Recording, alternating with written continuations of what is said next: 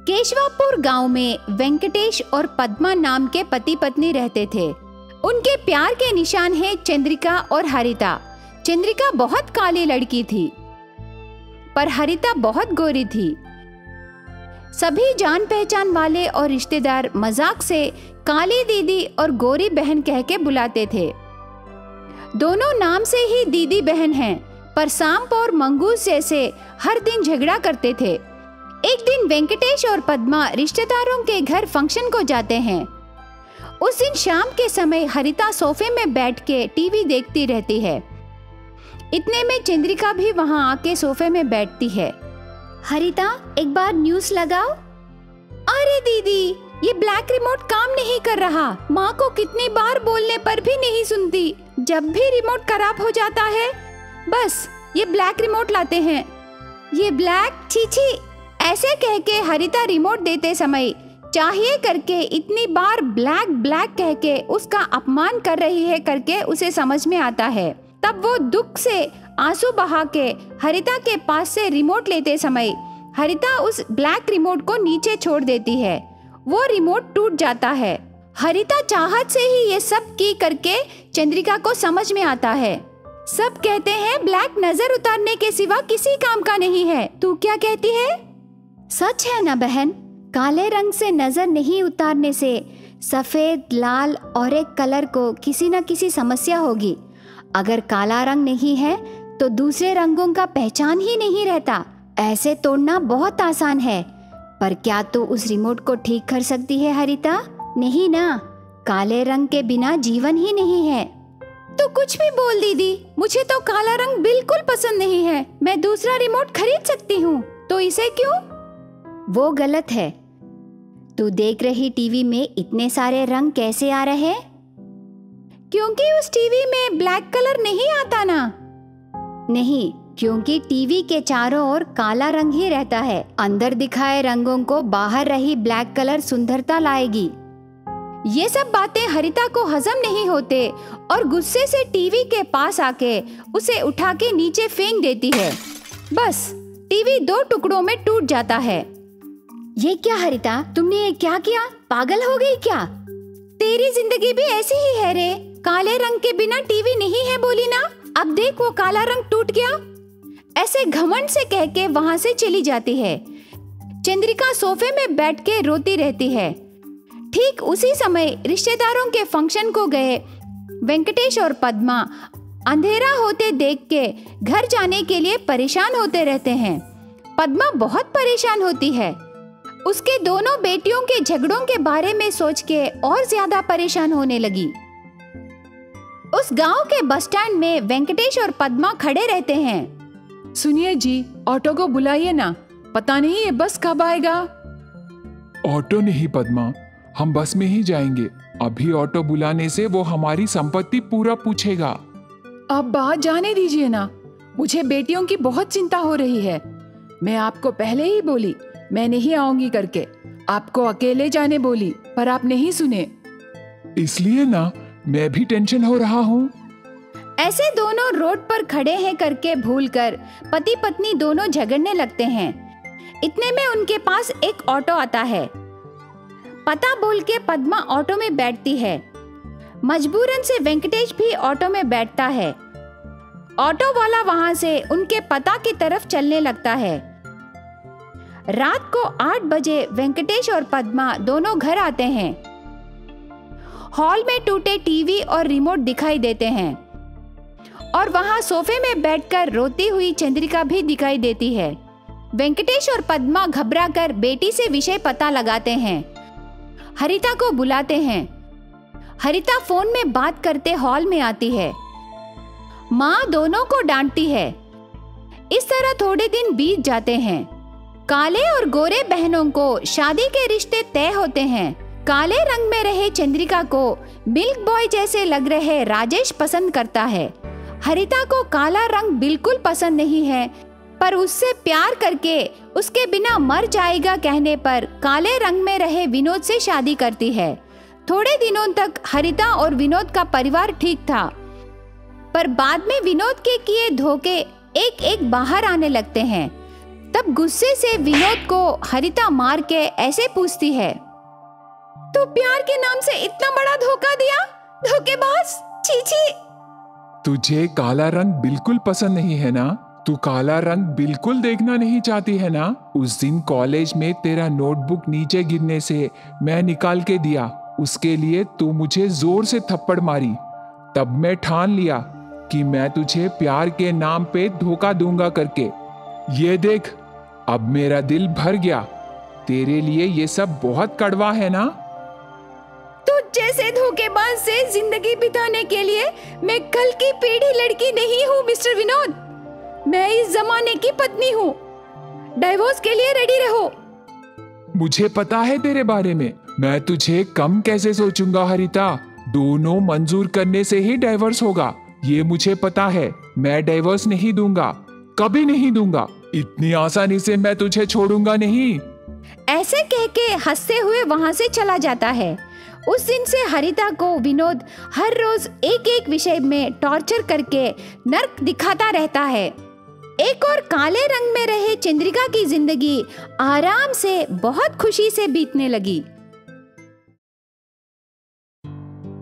Nandkishore colony में चंद्रिका और हरिता नाम के दो सौतेली बहनें रहते थे।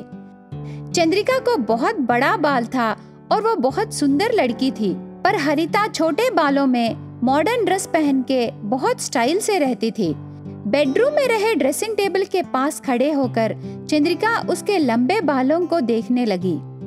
आहा, मेरे काले घने लंबे बाल बहुत सुंदर लग रहे हैं। बाप रे, मेरे बालों को मेरी नजर ना लगे। ऐसे सोच के अंदर ही अंदर बहुत खुश होती है चंद्रिका। उसी कमरे में स्टडी टेबल के पास बैठ के बुक पढ़ रही हरिता ने चंद्रिका की बातें सुनकर चंद्रिका को देखने लगी। तेरे घने लंबे बाल एक जहरीली काले सांप जैसा है, ठीक बोली ना चंद्रिका? हाँ हाँ, ठीक बोली। सांप को क्या करते हैं, क्या तुझे पता है? ऐसे कहकर उस कमरे से बाहर जाती है। यह देखकर चंद्रिका हंसने लगती है। अभी ये जाकर मौसी को बताएगी, उसके बाद मौसी मुझे बुलाकर बहुत डांटेगी। मौसी कहेगी, तू सौतेली बेटी है, तेरे इतने लंबे बाल क्यों? काट ले करके बोलेगी और मैं ठीक है करके कहूंगी। ऐसे सोचते समय एक बड़ा लकड़ी लेकर हरिता कमरे के अंदर आकर चंद्रिका के बालों को मारने लगती है। मर जा। ऐसे कहकर बहुत मारने लगती है। तब चंद्रिका ऐसे पूछने लगी, अरे हरिता, क्यों ऐसे मार रही हो? बस करो, मुझे मारना, मुझे बहुत जोर से लग रहा है हरिता, बहुत दर्द हो रहा है। ऐसे गुस्से से कहती है। उससे हरिता मारना बंद करके, अरे चंद्रिका, मैं तुझे नहीं मार रही हूँ रे, तेरे काले घने लंबे बालों को सांप बोली ना, वो सांप किसी को काटने से बहुत खतरा है, इसलिए जहरीले सांप को मार रही हूँ रे, समझना रे। तेरी अकल तो बहुत बढ़ गई है, अब जा यहाँ से। ऐसे चंद्रिका जोर से कहने पर हरिता अंदर ही अंदर हंसती रहती है, पर ऊपर से तो गुस्से का चेहरा लेकर, अच्छा हुआ इसे, और एक बार उसके बालों के बारे में कुछ नहीं बोलेगी। मुझे भी वही चाहिए ना, इसके लंबे बाल मुझे बिल्कुल पसंद नहीं हैं। ऐसे सोच के स्टडी टेबल के पास खड़ी रहती है हरिता। हरिता मारने पर चंद्रिका को बहुत दर्द होने लगता है और वो चुपचाप रह जाती है। इतने में बाजार से महीने भर के सामान लेकर उन सौतेली बहनों के पिता प्रसाद घर आता है। चंद्रिका, हरिता, कहाँ हो? एक बार हॉल में आओ ना बेटियां। तुमने जो सामान मुझे लिख कर दिए हैं उन सबको मैं ले आया, एक बार चेक कर लो, कुछ मिस हुआ तो मैं जाकर ले आता हूँ।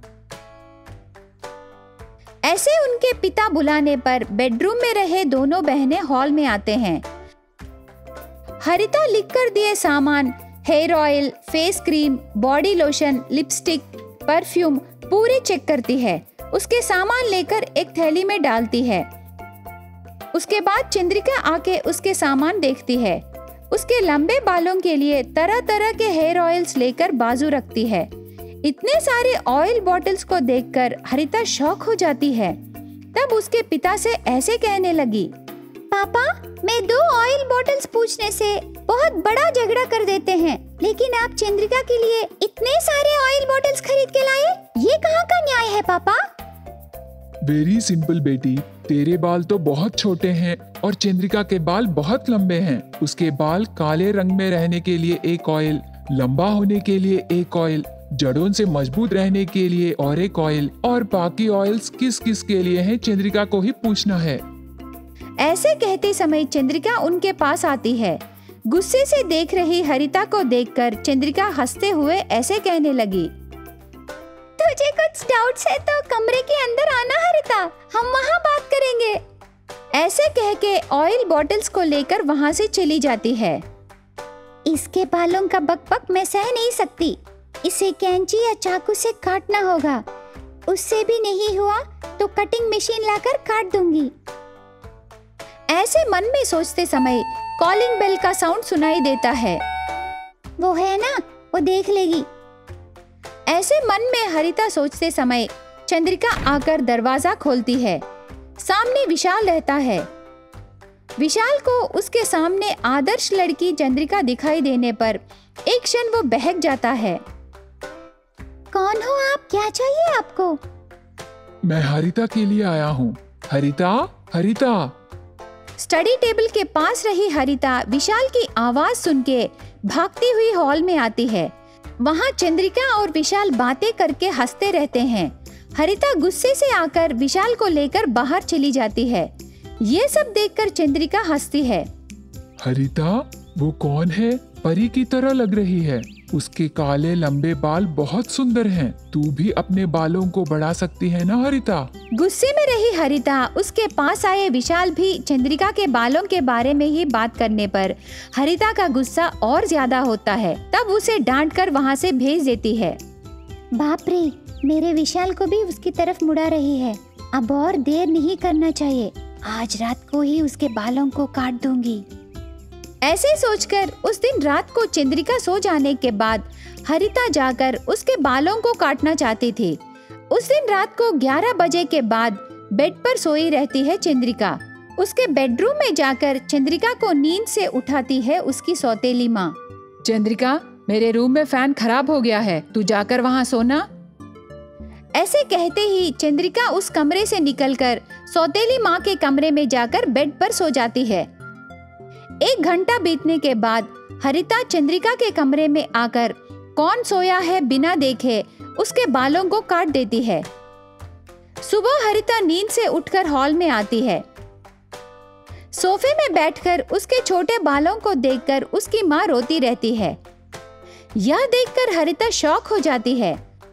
तब गरम गरम चाय लेकर हॉल में आई चंद्रिका को और उसके लंबे बालों को देखकर डबल शॉक होती है हरिता। चंद्रिका का बाल सोच के काटने से तू क्यों ऐसी है माँ? क्या कल रात तुमने ही मेरे बाल काटे हैं, पागल लड़की? ऐसे गुस्से से शपथ लगाना शुरू करती है उसकी माँ। उसे सुन के हरिता चक्कर आकर नीचे गिर जाती है। ये सब देखकर चंद्रिका हंसने लगती है।